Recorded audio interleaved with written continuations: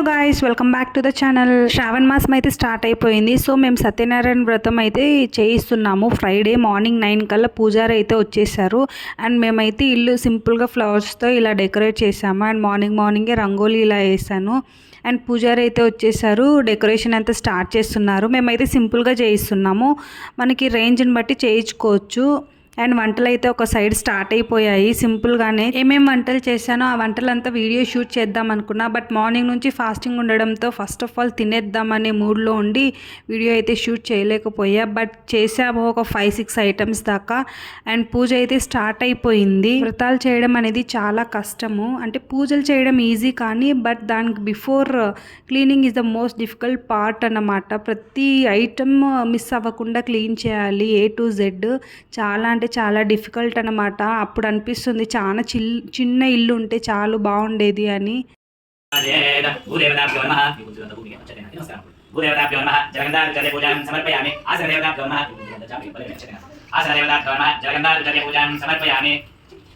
మా అమ్మ ఎప్పటి నుంచో చెప్తూ ఉండేది సత్యనారాయణ వ్రతం పూజ పెట్టించండి ఇంట్లో అనేసి. So after marriage for the first time అన్నమాట ఇలా పూజ చేయడం. సత్యనారాయణ వ్రతం అనేది చాలా పవర్ఫుల్ అంట. అంటే మనం ఏమైనా కోరిక కోరుకొని పూజ చేయిస్తే ఆ కోరిక డెఫినెట్గా తీరుతుందంట. సో అందరూ చేస్తూ ఉంటారు. కర్ణాటక సైడ్ అయితే శ్రావణ మాసం స్టార్ట్ అయ్యిందంటే చాలు వ్రతాలు కంపల్సరీగా మస్ట్ అండ్ షుడ్ మిస్ అవ్వకుండా చేస్తారు. ఆచార్యేభ్యో నమః, ఇష్టదేవతాభ్యో నమః, కులదేవతాభ్యో నమః, గ్రామాధిదేవతాభ్యో నమః, సర్వేభ్యో దేవేభ్యో నమః, సర్వేభ్యో దేవతాభ్యో నమః, సర్వేభ్యో బ్రాహ్మణేభ్యో. మినిమం టు మ్యాక్సిమం రేంజ్ వరకు చేస్తూనే ఉంటారు ఆ మంత్ ఫుల్. అండ్ శ్రావణ మాసం స్టార్ట్ అయిందంటే చాలు అఫ్ కోర్స్ పూల రేట్ అయితే పీక్స్లోకి టచ్ అవుతుంది. అంత హెవీ కాస్ట్ ఉంటుంది పూలు కానీ ఫ్రూట్స్ కానీ ఎవ్రీథింగ్. ఇక్కడ పూజారి జన్మ నక్షత్రం అడుగుతున్నారు. విజయ్కి తెలీదు. సో అందుకే నాకు నవ్వు వచ్చి నేను నవ్వుతున్నాను. ఇక్కడ ట్విస్ట్ ఏంటంటే ఈవెన్ నాకు కూడా నా నక్షత్రం ఏంటో తెలీదు.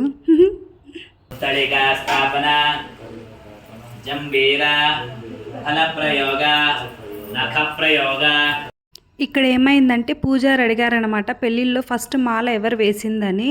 నేను చెప్పా విజయ్ వేశాడు అని. సో ఈసారి లేడీస్కి ఫస్ట్ ఛాన్స్ ఇద్దాము అని చెప్తూ ఉన్నారు. అందుకే నవ్వు వచ్చేసింది. సో ఫస్ట్ నాకే పూలమాల ఇచ్చారు, నేను వేశానమాట. ఆ తర్వాత ఇంట్లో పెద్దవాళ్ళు ఎవరున్నారో వాళ్ళ దగ్గర ఆశీర్వాదం తీసుకోమన్నారు. సో ఫస్ట్ మా అత్త మామ దగ్గర అయితే తీసుకున్నాము. అండ్ నెక్స్ట్ మా నాన్న అయితే రాలేదు. సో మా అమ్మ దగ్గర అయితే తీసుకున్నాము. అండ్ నెక్స్ట్ మా అమ్మమ్మ దగ్గర. ఇంకా మాకన్నా పెద్దవాళ్ళు ఎవరు లేరు. ఫైనల్గా ఇంటి దేవుడికి పూజ చేయమన్నారు. ఇంటి దేవుడికి పూజ చేసి తర్వాత పూజలు అయితే కూర్చున్నాము. ఇక్కడ ఇంకో ట్విస్ట్ ఏంటంటే పూజారి కన్నడలో చెప్తున్నారన్నమాట మంత్రాలు ఎవ్రీథింగ్ అంతా. నాకైతే కొన్ని అర్థమవుతాయి, కొన్ని అర్థం కావు. సో విజయ్ యాజ్ ఎ ట్రాన్స్లేటర్గా నాకు ఎక్స్ప్లెయిన్ చేస్తుంటే నేను చేస్తూ ఉన్నాను. యాక్చువల్గా అంటూ ఉంటారు మ్యారేజ్ 3 years అయింది అండ్ బెంగళూరులో ఉన్నారు. సో కన్నడ ఇంతవరకు నేర్చుకోలేదా అని. ఏదైనా సరే మనం ప్రాక్టీస్ చేసే కొద్దే వస్తుంది. సో ఇక్కడ ఉన్నారు కానీ బట్ ఎవరు మాట్లాడరు.